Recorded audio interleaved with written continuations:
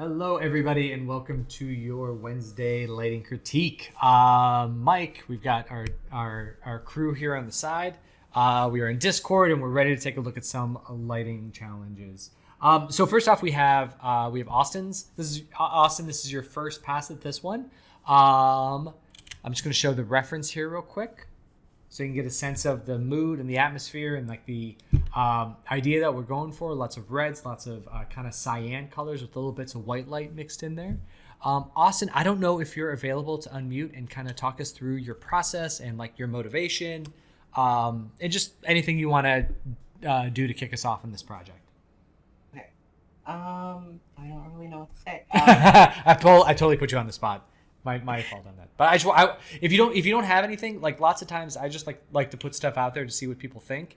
But I wanted to give you the opportunity to present this or to introduce us to this project.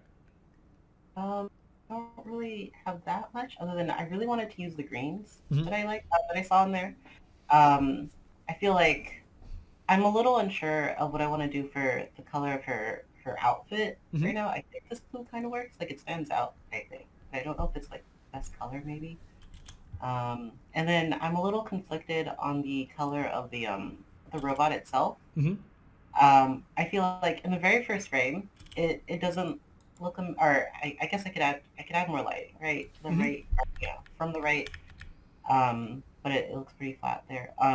But I feel like during the fight sequence, I think it stands out pretty well. Or I guess no, right here, I think. Sorry.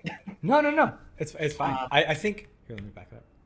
I think it does stand out pretty well. The one problem is with the red color on the robot is that it's like there's a little bit of red light on her, right? And now the robot, which is red, is getting a little more red. Feels like it's getting hit with it doesn't. It's kind of like a weird read where I'm not quite reading it as being red as much as being lit by red. So I'm like, oh, the robot's getting a lot more of this red light than she is, right? So it does kind of make them feel a little bit disjointed.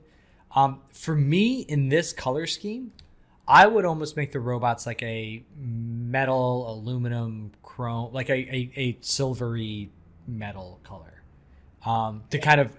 Basically, if I'm developing a really strong saturated color scheme, what I don't want is a strong saturated shader to kind of fight with that. Like I kind of want to you either, for me it's like it's if you have characters with like super saturated colors, sometimes it's better to work with like a neutral light scene or something that complements that. But otherwise, if you have super saturated lights, you want the characters and the things that are being lit to be relatively neutral if you have that option. Does that make sense? Okay, yeah, makes sense. Just because you don't want that color information to battle too much. So the biggest thing for the biggest things for me, like if I think this is a great start. By the way, I love your motivation. I love your color choice. I love that. I think that reference is very cool. I do think that it suffers a little bit from the limitation. Because is this from a game? Yeah, I think they're all 3D. Yeah. Okay. Oh, this is from Cyberpunk. Got it. Okay. Yeah, one of them's from Cyberpunk, and yeah. They look so similar. I assumed that they were all from the same world. Maybe not. Maybe this one's a little bit different. Oh, Epsilon. That seems familiar. Anyway, the one thing about this is that the looks of these are limited by a game engine. So, and one of the things what that ends up meaning is like, is that we eclipse some of these super bright values. Like the whites and the lights could definitely go poppier, brighter in yours. And really, it's like from a composition color scheme standpoint of an image, like you want to make sure to have some values in that high range. Like you want to get some of those brighter, so you get the full dynamic range of the image. So I would just look for opportunities to add some more white values in there. And I think it would probably be mostly in these lights up here. The other thing is that I think there's an opportunity because this shot is so dynamic, it works really well if she moves through some sort of light during her backflippy awesomeness. Like if there's like, if we imagine there's a light up here, it works out really well if she starts to get hit by a rim through here, and then she comes down, and like it's basically, it just makes it a little bit more dynamic if there's more interactive light in the scene. And by interactive, doesn't necessarily need to be stuff flashing. The lights themselves can be static, but it works better if she moves through the light, gets brighter, gets darker, that kind of thing, if possible. But I think the structure of the shot is really good. And then I would say, you did a really good job with the last portrait lighting that you did, with getting like the specularity and the skin tones and getting that color to really read in there. I would challenge you to keep pushing that here, and basically do it again. So, but I think you were right. I think the color of her garment, I think it actually works pretty well. I think that's pretty cool. I think it complements her warmer skin tones really nicely. I think it's pretty cool. But yeah, you've got the bones here. Now it's just a matter of just doing the thing. Just start to work at it a little bit. Anybody else have any ideas before we move on to the next one? I just think you're feeling my color scheme. Was that Kat? Was that Kat? I said, yeah. I was laughing when I watched this because this is the outfit and the robot are very similar colors to mine. I was like, oh, he's stealing my color scheme. Yeah, there's not influencer. There are things that just exist in the world, and sometimes color schemes start to kind of, I don't know what it is. It's like like whatever the Dune color scheme is going to start showing up places because everyone's being inundated by that imagery or something. Like, so it just starts to like creep into society. You notice it with advertisements. Like sometimes ads, like all ads, like start to get the same color scheme. Like if you're watching a TV show or something, you see like 3 ads in a row. You're like, oh, these are all cyan and magenta color schemes. That's weird. Yep. So it was just funny. I just had to chuckle. Yeah. And sometimes you don't realize it until like 2 years later, and then you look back and you're like, oh, that is definitely a 2021 color scheme. You're like, oh, I guess so. Aaron, you were going to say something too. Yeah, I was just going to say, like, at this point, with the neon lights, I'd say, just to save time, just pick like 4 or 5 like key poses that you want to, try to nail down. And then like for me, like I think that end pose, her face is just a little hard to read. And I don't know if it's just because it's like her dark skin kind of on a dark backdrop, like with dark hair, making it just a little difficult. So it's like pick a few frames, get like the rims and like the light framing down. And because I know for me, like I wouldn't want to render this every single time I got notes. It would just be a really, really long process. So yeah, that's all. Getting that pose to read at the end is one of the challenges of this shot that is true of everybody that's lit it. There's a few ways you can do it. There's bright lights coming in through that door. There's using that light that's overhead to pretend like it's kind of behind her and use that to push some rim light on her and allow her to separate if she's over a darker background. You've got a really nice thing going on with that little bit of red that's back there and allows her blues and kind of like everything else to kind of pop forward. Using, depth of field blur helps too. But that is definitely one of the challenges of this shot. All right, cool. All right, let's hop over into some stills. Good start, Austin. This is really cool. Oh, thank you, everyone. You're welcome. All right, we have Kat on live, and then we'll do Justin, Ruby, and Theo. Okay. Kat, what has been updated? Looks like the lights are different. Yeah, I messed with the shader and got it to read more white in the middle, so I think I'm there. Yeah. Or do you want more white? What do you think? I think it's good. I would say let's just... It definitely has more of a gradient to it. It's not like before it was like orange. Now it kind of goes from a little more red into the white. Yeah. I think it's good. No, I think it works out well. Let's see it played out. All right, I was going to render it this week while I'm at work, so I should have a live version next week for y'all. Sure, that works for me. Sorry, Aaron, I had to mute you. It was hard to hear Kat with there was some ambient noise going on. Does Hey, Aaron, Ashley, Austin, either any of you have any other notes for Kat before she goes full render with this? Sorry, I know it's tough from like the single frame, but Yeah, I'll probably mess with her hair shader just a little bit more, but sure. I think the rest of it's good. Yeah, let's give it a whirl. Let's kick it off. All right, cool. All right, we got Justin. So this is an update from the previous version. First thing that stands out to me is I think we just first off there's an overall haze that's looking really cool. It's just not allowing us to really focus in on the character. Like I think we got to figure out a way, because I like the haze. It definitely like builds up a lot in the environment. It's just like I just want to get, maybe it's, I don't know how to do it, but like getting. Go ahead. Justin, is this a depth pass or did you add volumetrics or dust? Oh, Justin's not here. Oh, never mind then. Because I was thinking if it's a depth pass, then you could just push it back. But if it's, yeah, I don't know how his program works. The only other thing I could think of is if there's a way to just like create a mesh and push it back behind her a little bit, or just decrease the amount of dirt, because it looks like it's particulates. I think he's pushing like the particulate look, which is cool, but yeah, it does kind of obscure everything. It is, yeah. It's interesting. It's just like I just think we need to get some more darkness in here. I think the headlights going down, I think that looks really good. One thing you want to watch out for, or one thing you definitely want to do, is with these headlights, it looks like they're a little bit gray. You kind of want them to. It's interesting. You either want them to go like.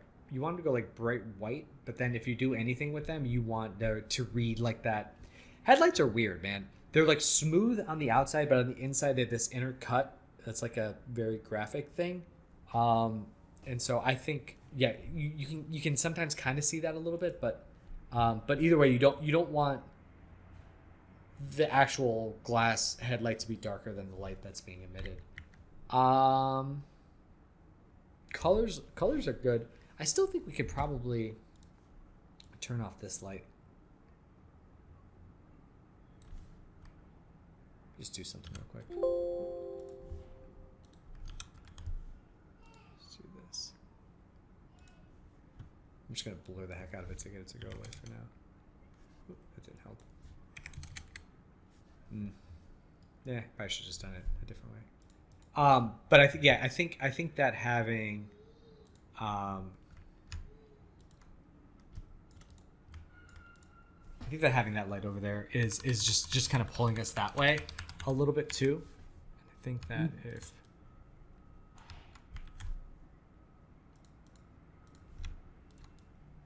Hey, Mike. Yeah.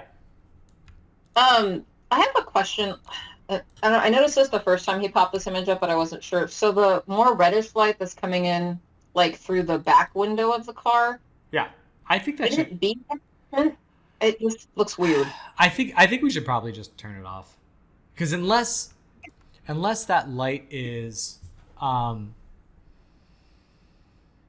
it looks like it's coming from the tail light. That's what's weird. It's like matching the tail light color. That's what's throwing me off. Oh, interesting. Yeah, no, I read it as being like the interior car light, but for some reason it's like kind of orangey. Yeah, I think it would be better if that was just dark. It's like that's dark, this is dark. Also, like, you know what too? We've got like the kind of haze coming out of these headlights that's going to read in here. Then we've got the haze around here. We do have room to allow this area in the middle to go a little bit darker. Like, not because that there isn't that same haze there, but we can isolate the lights to the car and to the house. And even if there's haze, if there's no light penetrating that far, we won't see it as much. So I think we can go darker in this middle region between them two. That'll help. And then we can create some more contrast there. Yeah. And then I would... Looking at the house. So I love the slats and the light coming through those. I think that looks really, really cool. I'm wondering if... I want to go one of two ways with the background. Either a little bit of directional light on the house, because right now there's just like kind of an ambientness to it. I either want to make it darker, or I want to give it some directionality, and then go from there. Because I think it's like maybe like we can pretend like there's like a moon coming in from the side and get like a little bit of rim on it and kind of read up that shape that way. But yeah. All right, cool. I think that's a good amount to go on from there. Ruby, we've got, let's see, yeah. So I think the perspective I think is much better. Is this working for you all? I think so. Yeah, it doesn't look miniature. Yeah. Yeah, and like the color matches up really well. Watch out for these. There's like it might just be a quality issue, but there's like a bunch of like little shapes in here, like little sharp things. I'm not sure what those are coming from. It might be busting through the house, or it might be like speck hits on top. It's hard to tell. Yeah, so I think it's looking good. The one thing is the resolution on the render feels better than the background, which actually makes the background feel a little blurry.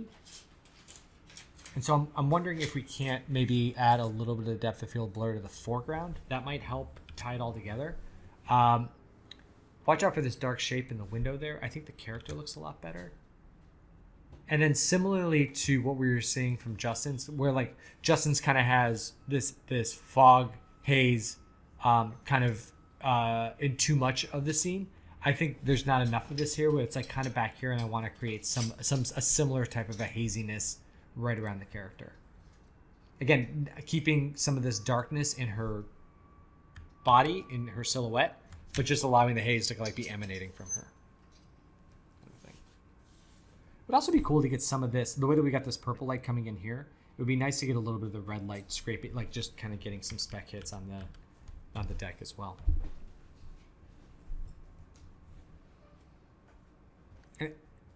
Any other thoughts on this one? All right, cool. Let's hop into Theo. So Theo, the cabin's looking really good. I like that a lot. The thing, I think the haze in the background is looking. It actually looks really cool. The one thing, and don't worry about the Arnold watermark on it. That happens. I'm interested in why that's happening though, because Arnold, if you're in Maya, it should be native. Arnold should be just in there, and it shouldn't be a licensing issue. But whatever. It's fine. Like if you use this to apply for a job, they'd be like, oh, this person doesn't want to pay for an Arnold license. That's totally fine. I always think that when I see these things, I'm like, this person is a good enough person to not steal. That's what I always think. Okay, so I think that the shader on the wood on the house looks really good. The biggest thing for you to work on right now is getting some sort of variation in because like right now this snow along here is all kind of one tone. Same thing kind of back here. Again, this is the hard part of snow. It's like getting some shape, getting some color in there. You like it's pretty neutral. You could push like the whole image just a slight bit more kind of blue in tone, maybe. Pretty much everywhere but the house, I should say. Let's try this. I wonder if this works. Object selection tool. Let's see if the object selection grabs the snow. This is a brand new. This is like I just updated Photoshop. Look at that. Grab the house. See how this works. I don't even know how this works. Whoa. Cool. Sorry. This is like the new. Let's see if this does this. I don't know. It's a tough scene to do it on, but go there. Okay. Anyway, we can talk about that right after this. But yeah, basically we want to find some shaping in the snow, and the biggest one is like you've got this light on. I think that looks really good. Let's use that as an opportunity to spill some warm light. Maybe not that far over, but like some warm light into the scene here. And that'll help create some variation. And then we can allow some of it to kind of go dark as we go down there. We've got enough of an overhead haze that we can be a little bit looser with positioning the directionality of the light. Like I said, we've got the front of the house a little bit brighter. We can allow this side to maybe get a little bit and kind of roll off as we go that way. So shaping on the snow, adding that warm light around the house and maybe getting some of the values inside of the house to not quite go so dark. And then perhaps shifting it a little bluer too. But I'll let you decide on that one. So those would be the things that I would focus on. Any other thoughts, team?